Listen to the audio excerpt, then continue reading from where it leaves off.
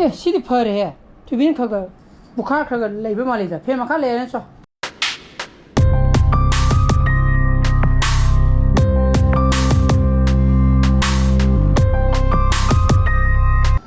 시면을 보신게 와 Good morning guys, welcome back to my channel. Memo I be in a color. Deva open meet yo krea. Pag school gi midterm exam jo how to revo ko date 17 date 22 te gina date 6 po. Aduna masi Tuesday chalaga heavy chuti thaga ta mal hedis. Angang ji gi mo gi roll number arrangement to gi ko. Adu mo duty roster jo pire. Adum duty roster on tai. Then I take the off of the money. I don't know. Off see that tabak, a jello with a cara. Pushing the deva, push a loga, hanging no semba, then I take the tabak lady, high to go to the book. I don't know, Satan of a school. Sakadavne, San Paddy school, Chatra. Abua! Then you pilela, Mimi. Charge the innocent, but I will go home whenever. खरखर कंगले रखना सीधी सक्सारा का sir खरने साज कंगले में साजा था से साग साथ हो गए साग से सिंपली याम दुमा ले बाबा अदो सक्सारा का सखी में नहीं फरा बा अदो हापी वैसे साग से बुक्सा बा नम दुमा दे मुर्ग तो बोलो यान अदम सीखो तुम साज ने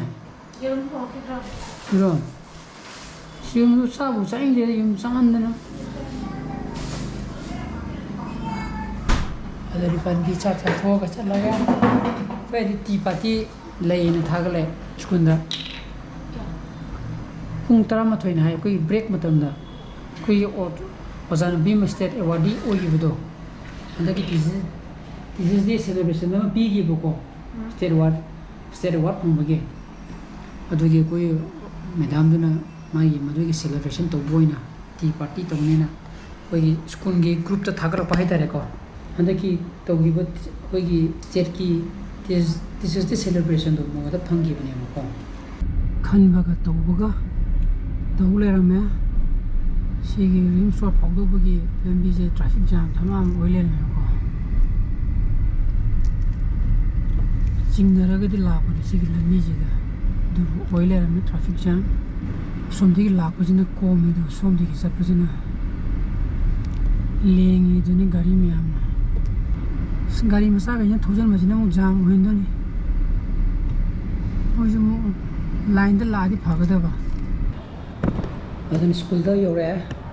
एने फमिजना अकोई की बायोलॉजी की लेक्तने बको कोई दि अनमना आईडी अदेगी आई को आईडी फ्रेंड हाइता ने को ओजाजिंग जो सिदे लोइने मु फम्मे सिने नुवाय बाय तारेको सिने याम थिने नुवाय रे इंजु इंने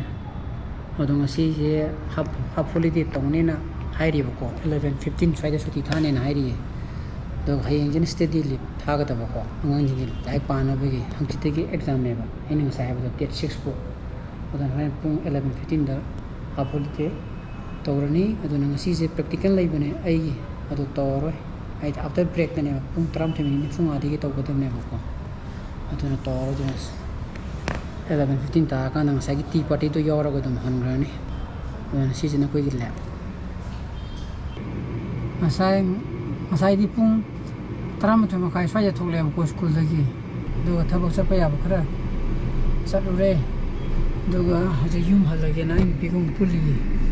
my costagi low could be साबजु हंदे पुंग मंगा तासले आजी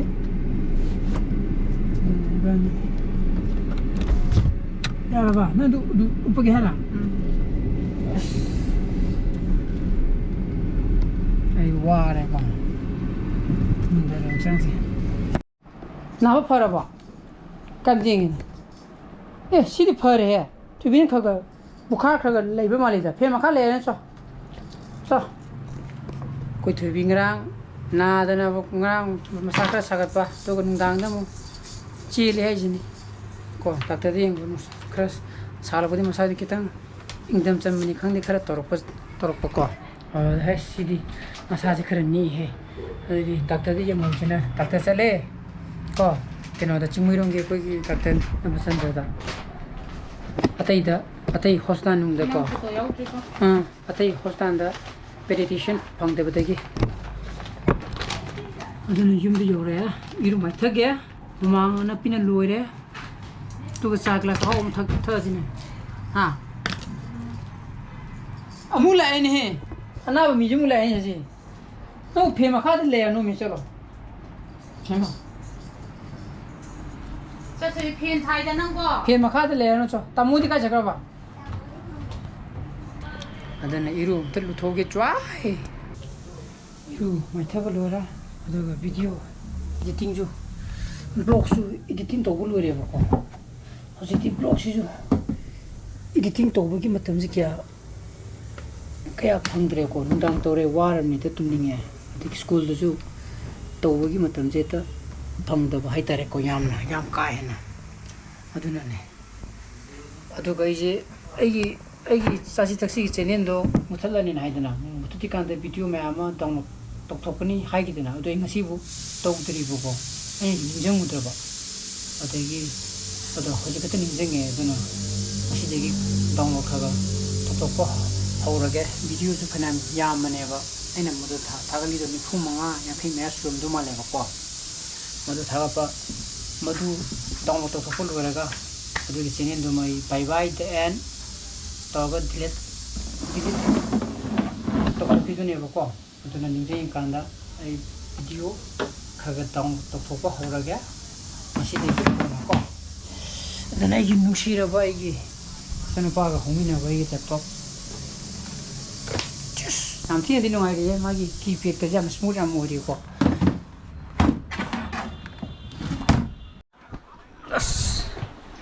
adana saksing tu ya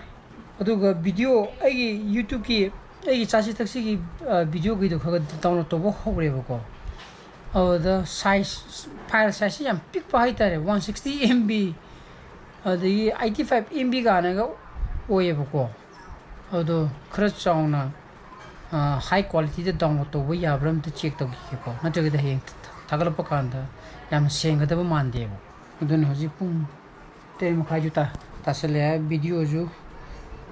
masi tha ka da blog su loine mo set to bo lo ra te heng ju mo chano pa gi suti thare ko